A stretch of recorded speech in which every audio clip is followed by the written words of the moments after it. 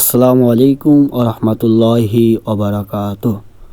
মাহে রমজান সামনে রেখে হোগলবাড়িয়া উত্তরপাড়া স্বেচ্ছাসেবী ফাউন্ডেশন ইফতার এবং গরিব দুঃখী মানুষের পাশে কিভাবে দাঁড়াবে এর উদ্দেশ্যে সার্বিক কার্যক্রম ও ভবিষ্যৎ পরিকল্পনা গুরুত্বপূর্ণ সিদ্ধান্ত গ্রহণের লক্ষ্যে একটি গুরুত্বপূর্ণ সভার আয়োজন করা হয়েছে।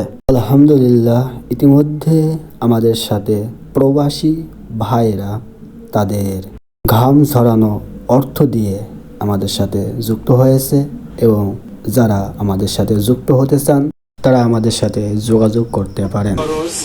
মসজিদ বাবদ আপনাদের কাছে উল্লেখ থাকবে যে আমরা এই ফান্ড বাবদ তাদের কাছ থেকে 200 হোক 300 হোক যদি আমরা নিতে পারি, যেহেতু তারা না করবে না, যদি আমরা উপস্থাপন করি যে আমার এখানে একটা ফান্ড আছে, এরকম হয়তো দরিদ্রদেরকে দান করা হয়, অসহায় যারা আছে, আপনারা যদি এই ফান্ডে কিছু টাকা দান করেন, এবার যদি তাদেরকে বোঝান দেখবেন যে ওরা উৎসাহিত হয়ে দিয়ে যাবে কিছু।